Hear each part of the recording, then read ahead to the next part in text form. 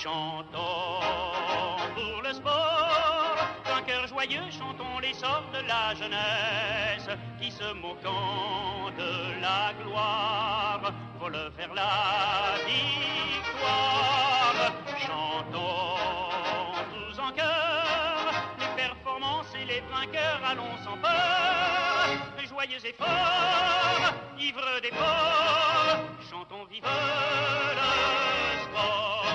C'est des studios de la radiodiffusion française à Clermont-Ferrand que nous vous présentons notre nouvelle émission Au bord des routes du Tour de France. Vous qui, du bord des routes du Tour de France, avez regardé passer la caravane, vous étiez blottis dans de bien jolis paysages depuis notre dernière émission. De la douceur angevine, nous sommes passés au plantureux Poitou et de longues lignes droites nous faisaient regretter de quitter aussi rapidement la luminosité royale de la Loire. Puis du Poitou, ce fut l'entrée en Limousin. Le massif central paraissait se hérisser à la vue de cette énorme armada qui venait bousculer ses quiètes habitudes. C'est vrai que la radio a eu une importance capitale, je veux dire même pour Roger Coudert, qui a d'abord débuté à la radio, Thierry Roland qui a débuté à la radio, et j'en oublie, mais je veux dire, ça a été extrêmement important que le groupe radiophonique ex-Radio France, qui était l'ORTF à l'époque, a été, c'est vrai, on est des précurseurs, si vous voulez, alors, où on a eu la chance d'avoir des grands commentateurs qui nous ont mis sur la voie. C'est-à-dire que c'est vrai que je pense à Jean-Paul Bouchon, je pense à Émile Toulouse, je pense à toutes ces grandes voix de la radio sportive. Ils étaient tous chez nous. Thierry Roland a débuté à Radio Paris. Depuis le 4 août dernier, j'ai 24 ans, puisque je suis né le 4 août 1937, sous le signe du lion, par conséquent, comme Napoléon et Bruno Cocatrix. Ça, je dois dire qu'à l'intérieur du service que dirige Raymond Marcillac, c'est-à-dire le service des sports, vous l'avez dit, il y a une ambiance absolument sensationnelle. Vraiment, on est en famille, en copains, et on s'amuse énormément. Thierry Roland, lui, a fait l'école buissonnière. Il va tout de même nous parler du football, mais depuis Lille. Alors, Thierry Roland, vous m'entendez? À vous? Oui, Roger, je vous entends très bien. École buissonnière bien agréable, car il a fait un temps superbe dans le Nord, en cet après-midi dominical. Voici maintenant l'action qui a amené le but d'égalisation.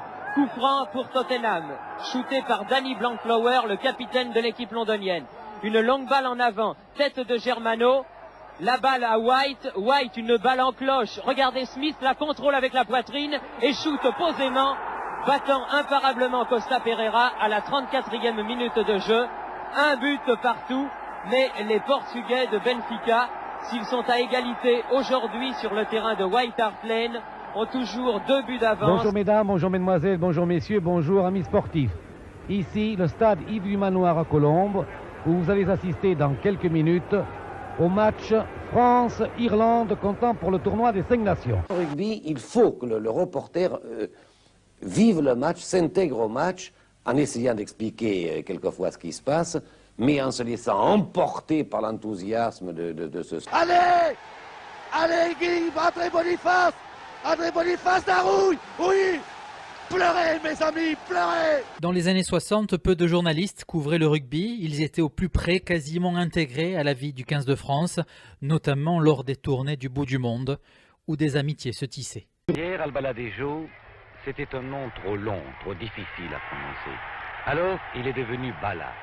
Bala Pied d'Or. Tout d'abord, Bala, après votre dernier et magnifique match contre l'Irlande, les sportifs français se posent cette question. Pourquoi Pierre Albaladejo a-t-il décidé à 30 ans d'abandonner définitivement l'équipe de France? J'avais annoncé ma retraite déjà depuis un an au moins.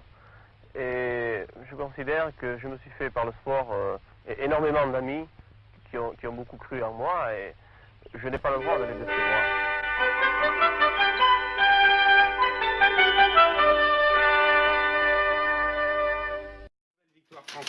Nouvelle victoire française. Pendant 14 heures, nous sommes en contact permanent avec les coureurs du Tour de France. Pendant ces 14 heures, chaque seconde compte. À chaque seconde, un événement peut intervenir qui peut changer le déroulement de la course. Pour couvrir ces 14 heures, nous faisons appel à nos moyens techniques. Nous avons 2 sortes de moyens techniques, une moto qui est extrêmement mobile, bien sûr, et 2 voitures. À partir de ces moyens techniques, à partir de ces véhicules, nous pouvons émettre directement de l'endroit où nous nous trouvons sur l'antenne de France Inter.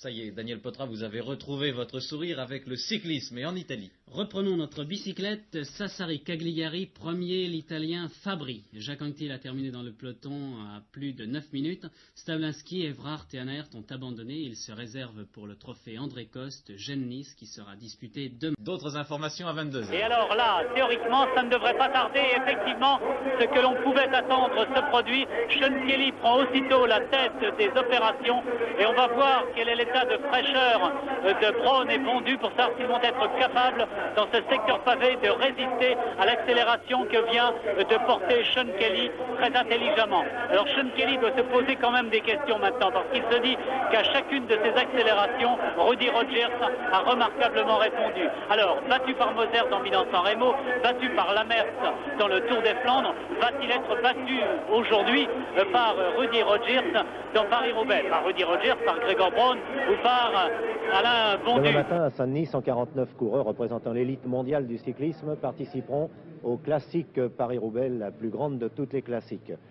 Parmi ces 149, 65 Belges et seulement 33 Français. 33 Français dont les 3 qui vous sont présentés maintenant, Raymond Poulidor, Robert Casala et Georges Chappe. 3 équipiers d'une formation dont on dit d'ailleurs qu'elle est numériquement la plus faible. Alors Raymond Poulidor, une question revient immédiatement aux lèvres. Vous qui venez de connaître un échec parce que cette équipe était peut-être insuffisante, est-ce que vous redoutez que dans Paris-Roubaix, pareille mésaventure vous arrive encore? En mésaventure, je ne pense pas. D'ailleurs, une course comme Paris-Roubaix, je pense que l'équipe n'a pas un grand rôle car c'est une classique d'un jour. Chaque coureur défend sa chance, ce qui est normal. Et c'est pas comme si on a un maillot jaune à défendre. Eh bien, rendez-vous demain après-midi sur la piste de Roubaix pour savoir si un Français parmi les 33 qui prendront le départ succédera au palmarès aux 2 derniers vainqueurs français, Louis Ambobet et Jean Forestier.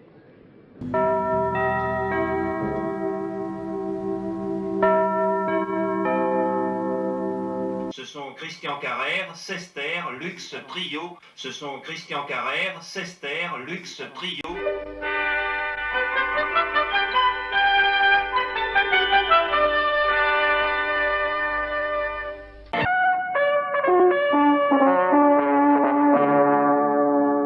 Monte Carlo Sport, Gérard Bory. Et Sophie, comment ça va? Très bien, 17h04. Avec vous jusqu'à 18h30 pour Monte Carlo Sport, du rugby, du football, de l'auto, de la moto. Voilà, tous les résultats. RMC, Radio Monte Carlo. Sur les circuits, sur les pistes, sur les stades, partout où se déroule une compétition sportive de quelque importance, Radio Monte Carlo est là pour la faire vivre à ses auditeurs.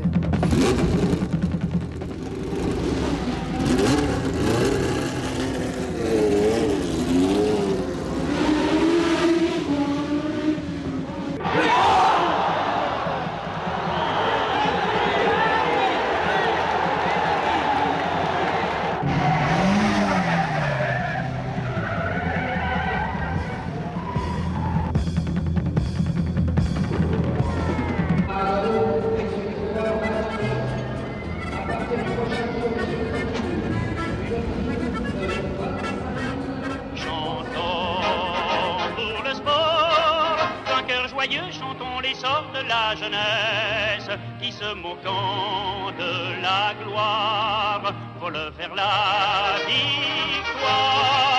Chantons tous en chœur les performances et les vainqueurs, allons sans peur, joyeux et forts, ivres d'efforts, chantons vive le sport.